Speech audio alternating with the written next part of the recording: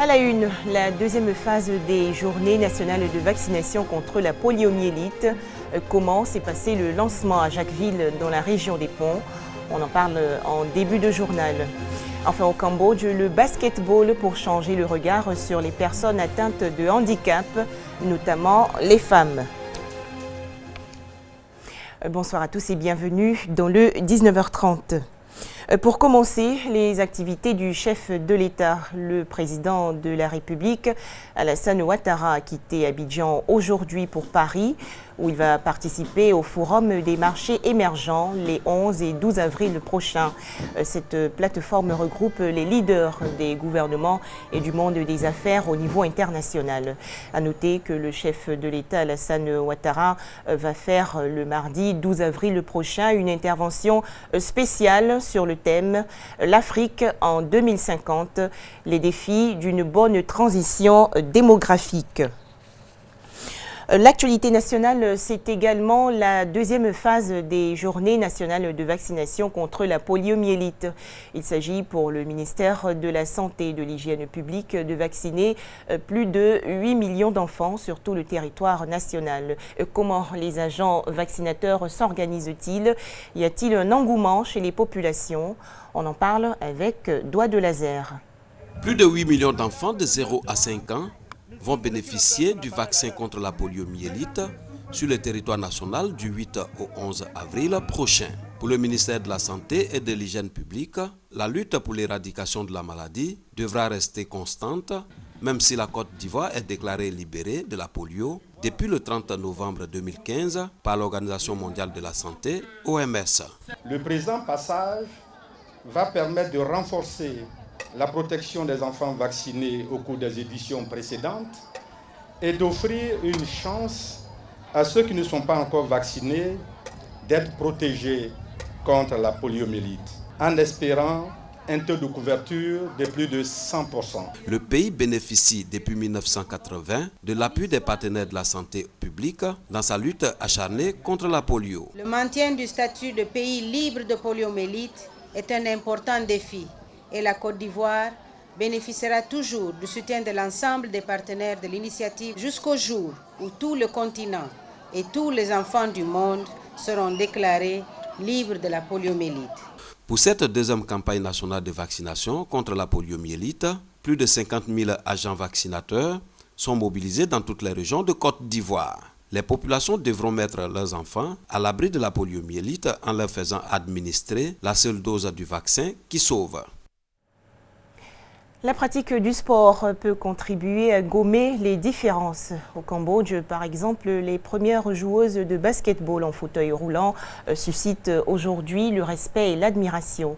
Ces basketteuses handicapées se surpassent pour se qualifier pour les Jeux paralympiques de Tokyo en 2020.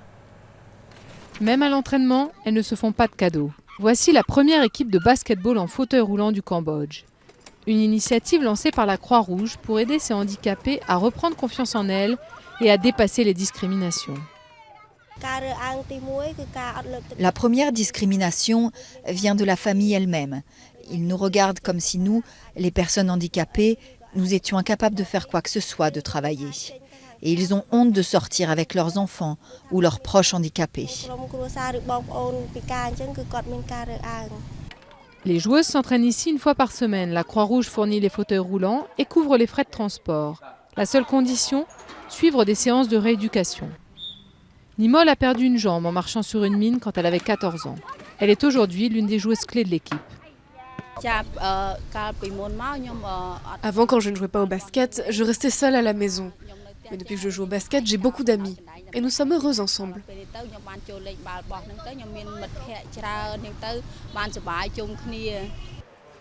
À quelques mètres de là, une usine fabrique des prothèses. 80% de la production est destinée aux victimes des mines. Après 3 décennies de guerre, le Cambodge compte des millions de mines non explosées. Et comme conséquence, l'un des taux d'amputés les plus élevés au monde. À travers le sport, la Croix-Rouge espère faire avancer la place des handicapés dans la société. Je pense que cela ne leur suffit pas de simplement s'entraîner. Nous voulons qu'elles puissent être à la vitrine du handisport et avoir une équipe victorieuse aiderait. Et l'équipe ne manque pas d'ambition. Ces femmes ont un nouveau but, se qualifier pour pour les Jeux paralympiques de Tokyo en 2020. Retour en Côte d'Ivoire où la réconciliation nationale et la cohésion sociale se feront grâce à la peinture. C'est ce qu'indique en tout cas l'artiste plasticien Pewe Soro. Ses œuvres ont été appréciées récemment lors du vernissage de son exposition. Orange plus blanc plus vert égale Okoyi. Une équation sans inconnu, seulement un message plein de sens développé par l'artiste plasticien Pewe Soro. L'artiste rappelle la condition d'égalité dans le rapport des couleurs dont l'ensemble forme le drapeau ivoirien. Le terme Okoyi, on est ensemble, tiré du langage populaire ivoirien comme pour symboliser l'union. Tout simplement une invitation à l'acceptation de soi et d'autrui en tant que partie intégrante du nous, c'est-à-dire le grand ensemble. Je construis des toiles qui vont depuis introspection jusqu'à nouvelle du pays, en passant par l'abidjanaise, qui sont matérialisées tant en musique qu'en images. 22 tableaux riches en enseignements et en couleurs, de quoi réjouir les visiteurs. Pewe, une fois encore, nous émerveille, avec cette fois-ci des œuvres qui collent à l'actualité, qui nous exhortent à vivre ensemble, à faire en sorte que notre pays émerge de ces difficultés. Il y a des couleurs qui nous renvoient à la vie, tout simplement, à la gaieté, de sortir de nos misères pour embrasser tout ce qui est gaie, tout ce qui est espoir. Et donc je l'encourage. L'exposition débutée le 7 avril se poursuit tous les jours jusqu'au 30 avril prochain. Né le 24 avril en 1980 à Tiasalé, l'artiste Pewe Soro est professeur d'art plastique au lycée moderne d'Abobo. Il a été lauréat du Grand Prix Guinéré à la 3e édition du concours des arts plastiques dénommé Les Guisagnes 2007. Un reportage de Nou Sangaré et Franck Quadio. Des inculpations aujourd'hui en Belgique dans l'enquête sur les attentats de Bruxelles. Le belgo-marocain Mohamed Abrini, interpellé hier, a été inculpé d'assassinat terroriste. Selon la justice belge, il est bien le 3e homme présent lors des attaques du 22 mars dernier et surnommé l'homme au chapeau. À noter que 3 autres suspects arrêtés hier dans la capitale belge ont également été inculpés. Je vous invite à présent à visiter le désert namibien. Ce site a servi en 2012 pour le tournage du film australien d'anticipation Mad Max. Un film longtemps critiqué par les écologistes namibiens, car selon eux, lors du tournage, plusieurs zones protégées ont été détruites. Chris Nell connaît tous les secrets du désert du Namib. À l'œil nu, du sable et des dunes, mais sous le sable, ce guide est capable de dénicher les repères des dames blanches ou des geckos transparents. Les rares plantes abritent des caméléons et les dunes abondent en serpents et lézards. Un écosystème fragile qui paye le prix fort au passage des 4x4 de visiteurs. Mais pour Chris, ce n'est pas le plus grave.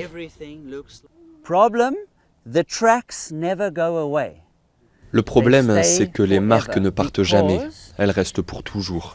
Parce que le Namib est composé à 30% de sable et à 70% de pierres fines, de gravier. Des minuscules graviers que le vent n'emporte pas.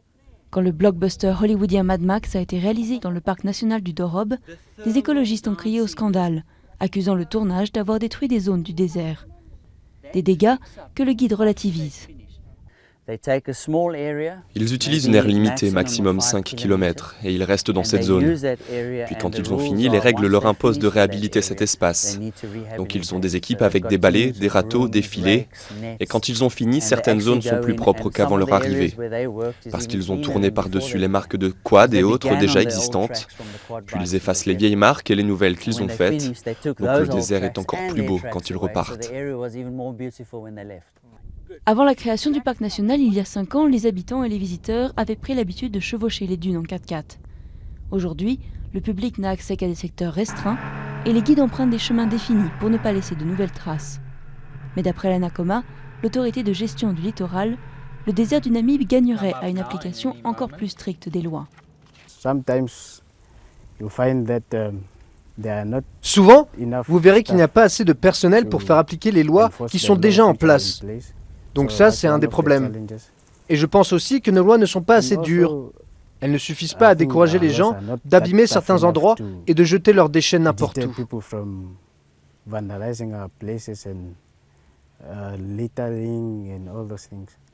Heureusement, le désert s'étend sur plus de 100 000 km².